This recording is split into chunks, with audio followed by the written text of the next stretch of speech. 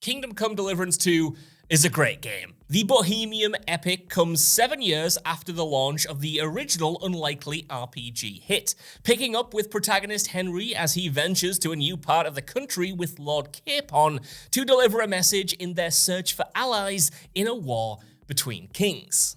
Now, the original Kingdom Come essentially made a name for itself for being the anti-Elder Scrolls. Where that series was eager to quickly get players into world-ending conflicts and fighting dragons with Chosen One powers, Kingdom Come was more concerned with what it would be like to play as one of Elder Scrolls' many normal NPCs. Henry in the first game was the humble son of a blacksmith, a man forced into a life of adventure after his village is raided and his parents killed. The key difference is that Henry wasn't destined to become a hero, and he and the player had to learn the skills that we take for granted in other fantasy games. How to fight, how to swing a sword, shoot a bow, and how to parley with nobles. It was, as has been dubbed by the community, a knight simulator, which placed a bigger emphasis on realism rather than fantasy spectacle. However, while keeping true to that ethos, Kingdom Come Deliverance 2's starting point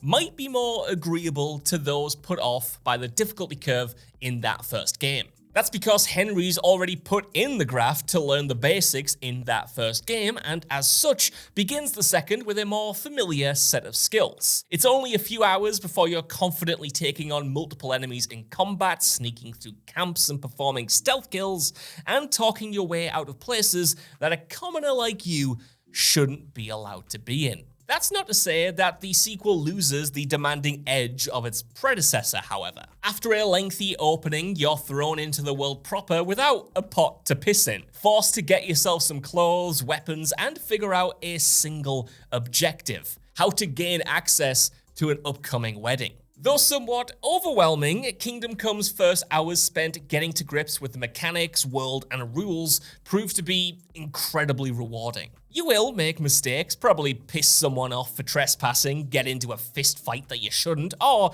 get torn apart by wolves. But that's all part of the fun, and eventually you'll learn how to not only survive in the world, but succeed in it as well, growing in confidence as you figure out the best way to complete objectives. And despite being purposefully methodical and even frustrating at times, the game's core mechanics do feel satisfying to engage with. Combat, for instance, whether hand-to-hand or with weapons, functions similar to how it did in the first game. You choose the direction in which you want to attack, looking for openings to beat your opponent with combos. You also get the option to parry incoming attacks or outright dodge, again giving yourself an opening to get a swing in of your own. It's a little clunky, especially fist fights, which can devolve into clinches that trap you in repeated animations, but it is mostly satisfying. Hitting an enemy feels good, and the sound design of steel on steel and slick animations award combat with not only the weight but impact it needs to remain entertaining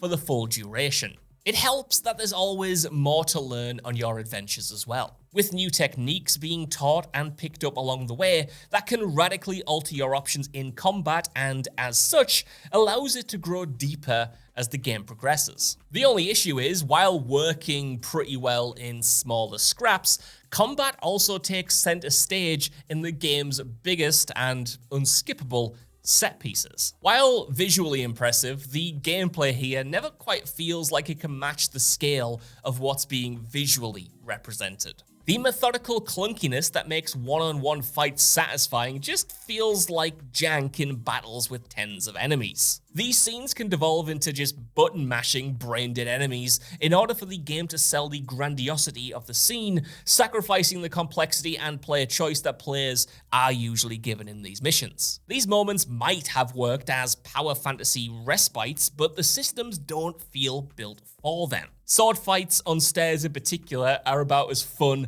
as spending a day in the stocks, with both your character and enemies swinging wildly at each other and rarely hitting anything, clipping through walls and just generally being a buggy mess. Fine, I hear you say. Well, don't fight on stairs. Well, that's easier said than done, because a lot of Kingdom Come's 2 set pieces take place within castles with battlements on different levels where you have to access them by going up and down stairs. So you've got an army coming up this way, and you've got people jumping in on ladders this way, and you're trapped on the stairs, hitting no one. And unfortunately, the game actually opens with one of these battles as well. Starting in medias res before jumping back in time, an initial castle siege introduces players to the basics of sword fighting and ranged combat. While it certainly entices you with the scale of the story to come, it does make for a frustrating gameplay experience, and one not really indicative of what you'll even be doing for 99% of your time in the rest of the game.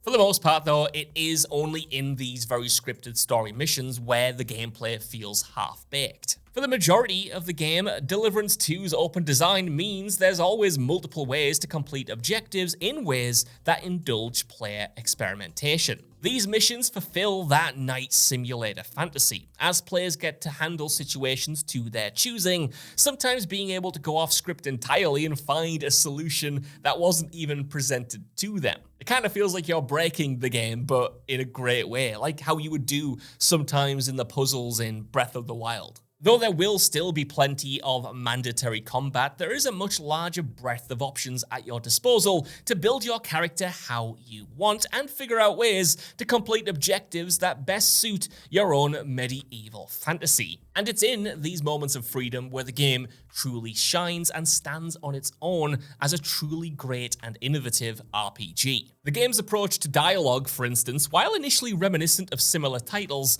satisfyingly takes into consideration different playstyles. While you have your standard charisma and speech attributes, speech checks here aren't as simple as pumping the number high enough to convince a mother to give you her only child. Though I think, to be fair, my mum wouldn't take all that convincing because I was a demonic child.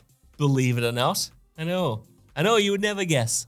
A bit of thinking is required in these situations, as different NPCs will be swayed by different conversational tactics. Your reputation and how you present yourself is a big factor, with different clothing awarding you with advantages and disadvantages in certain conversations. For instance, a meek noble will be easier intimidated by a man in blood-stained armor carrying a longsword than a fellow bandit encountered out in the wild. For them, a different, more tactful approach may work better, perhaps seeking out information that could be used to blackmail them into helping you out. Though not mechanically demanding, these choices do a lot to strengthen the role-playing element of Kingdom Come, always encouraging you to think of how Henry would actually come across in this world. And this then gets you considering other, less sexy mechanics that you might otherwise not even be thinking about. For instance, you'll want to make sure you're not hungry or tired, as your stats will be impacted. You'll want to wash yourself regularly and your clothes so you're not stinking of death or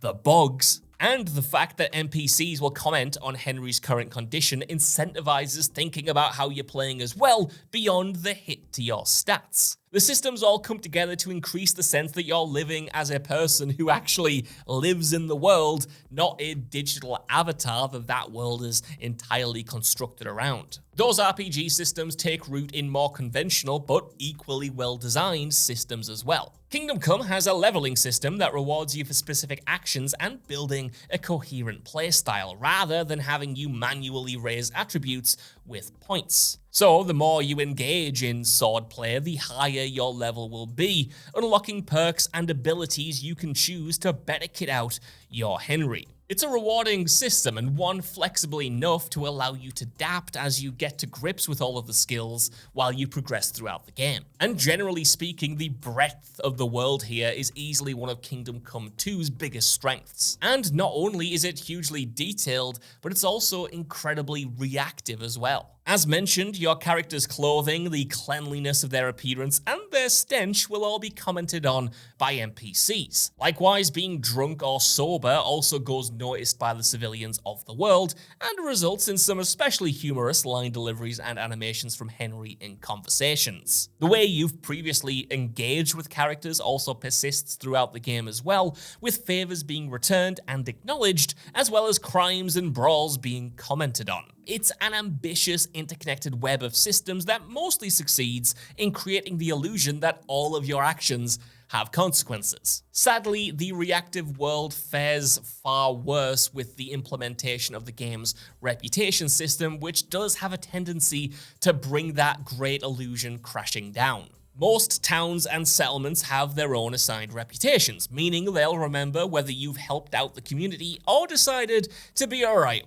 bastard. While this is relatively straightforward, you be a dick to someone, you can probably expect them to be a dick back to you. It can result in some wonky immersion-breaking sequences. And in part, that's because you'll likely end up tanking your reputation through no genuine fault of your own. That's because sometimes the game freaks out and it doesn't register combat as being self-defense or heroic, and instead banks it as being antisocial in situations where that doesn't make sense. For instance, while fast traveling, you can sometimes opt in to help people being attacked by the side of the road. So you draw your sword and take on the cutthroats, only for the NPC that you just saved to then go running and accusing you to everyone who will listen of being a murderer.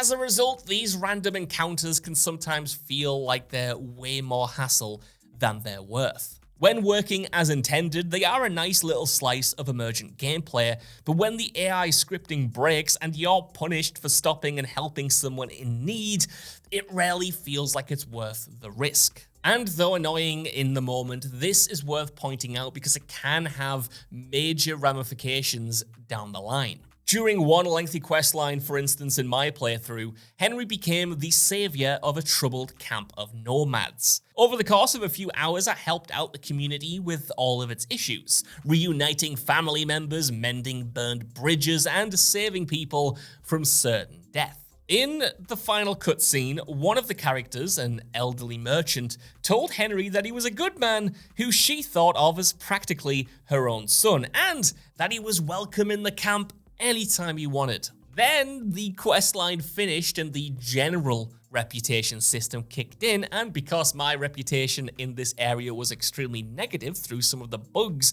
that I mentioned earlier, the woman immediately reverted to quickly scolding me, told me that I was a terrible person, and proclaimed that, quote, "We don't want your kind coming around our parts." It was jarring to say the least, and sadly wasn't the only time Kingdom Come's ambitiously reactive world crumbled under its many systems. Still, those gamey breaks in immersion are balanced by just how well written and how interesting a lot of the quests that you're dealing with actually are. The game as a whole is filled to the brim with memorable characters, cool twists, and interweaving stories. The heart of the experience, in my opinion, though, is absolutely in the relationship between your character Henry and Lord Capon. Smartly written and sophisticatedly performed by the actors, the chemistry between this pair is intoxicating.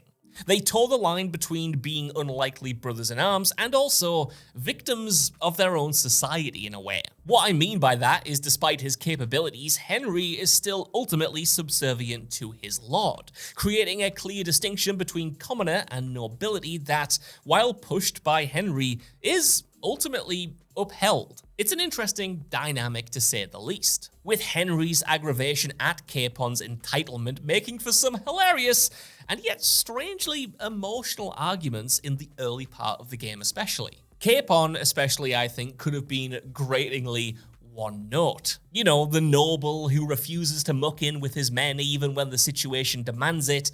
But even at his most abrasive, there is a sympathetic side to the young knight-in-waiting. He and Henry learn from one another, and their odd symbiotic relationship awards the game with so much humor and so much personality. Henry is great, don't get me wrong, but the game kind of loses something every time Capon isn't on screen with him. Such is the quality of his writing and the performance by actor Luke Dale. Speaking of humor, that also functions as one of the pillars of the game experience as well. Despite the stakes of a war between kings overhead, the developers find a lot to laugh at in the mundanity of bohemian living. Granted, sometimes those laughs feel a little bit unintended, like when Henry goes all Cole Phelps and delivers a line which is not what you were expecting from the dialogue that you chose previously, but for the most part, the humor is very intentional. Standout quests, in fact, are often those without combat in them at all. Be it helping out a pair of terrible bards that'll reward you with a song that'll immortalize you whether you like it or not, or going out on a drunken walk in the woods with a new pal and getting so blackout that you end up talking to the animals all while burping and farting. It's just a night out on Newcastle's big market, isn't it? I'm sure that'll translate well to the Americans. The sharp writing here is elevated through pretty good direction as well, with dynamic and authored camera angles adding to the feel of any given scene.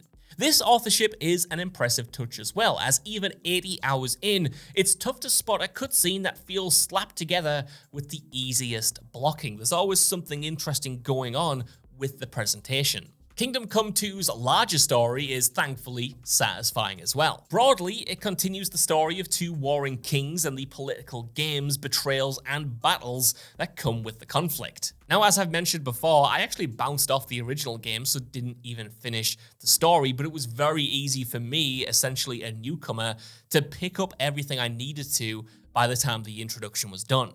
It'll definitely be more satisfying for returning players, as there are plenty of continued stories and reappearing characters that newcomers like myself will need a beat to fully understand. But for the most part, you're given the tools that you need to jump into the story at this point and have a good time. It's in the game's quieter moments where the writing really shines though. No matter how big the battles get, there is still a focus on realism, meaning that you won't find too many outright evil villains. That's to the game's benefit though, as my favorite scene in the whole game came from a late confrontation with an antagonist that shrouded the player's own intentions under a veil of villainy. It's nothing particularly new in the genre, but it is so well executed and results in captivating scenes and twists that you might not have seen coming. Sadly, one more negative before we wrap up, but the pacing and structure of the narrative doesn't always do it justice, however. Though the story benefits from occasionally focusing in and paying off certain arcs, these lengthy segments are usually too on rails. They rob the players of a lot of their agency, limiting the action to a certain location and, at their worst, sometimes very specific gameplay styles. Sometimes these focus segments are inventively deployed, I must admit, including one that strips you of items and asks you to get your way into an area that you've been restricted from entering and solve some objectives, and here you can use stealth, you can use dialogue, but it's ultimately up to you to get inventive and figure it out. But other times it can result in the awkward forced combat that I mentioned at the beginning of this review, or forced stealth sections which, while not necessarily having the insta-fail stealth you expect where you instantly hit a fail state,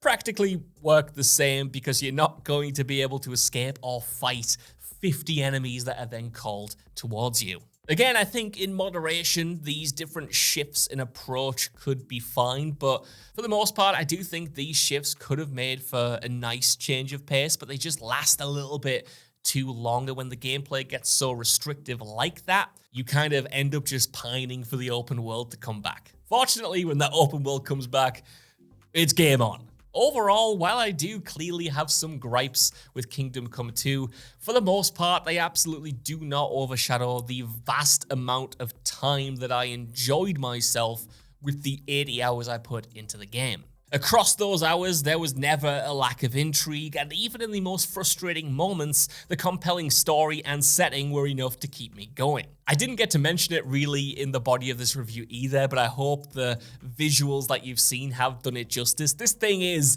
absolutely gorgeous. I was playing it on the PlayStation 5 Pro, which targeted 60 frames per second, and it was silky smooth. Apart from the bugs in the actual questing and reputation system that I mentioned pop up now and again, it was pretty smooth sailing. I didn't encounter many glitches, and even the frame rate after you get out of the opening, which is a bit more bombastic, is pretty stable throughout, again, at least on the PlayStation 5 Pro. I do think there are still refinements that could be made if we ever get a third game, but ultimately, I couldn't stop playing this sequel, and I think overall, Kingdom Come Deliverance 2 kind of made me a believer. So that's my review of Kingdom Come 2. I'm sorry if I've been a little bit slurry in this review. So that's my review of Kingdom Come 2. I'm sorry if I've been slurring a little bit in this video. I haven't been well for the past week, which is why this video is coming out a little bit late. And I'm still a bit snotty, truth be told. And I've been a bit swallowing my tongue a little bit. Sorry, Dan. So much of this had to be voiceover only because I look like this. Anyway, this is not good for YouTube retention. Let me know if you're looking forward to the game and what you thought of it if you have played it. And if I should go back and give the first one a shake, because I think I do, because I really enjoyed this. And I want to know the story leading up to it. There we go again. Goodbye. See you for the next one. Josh out.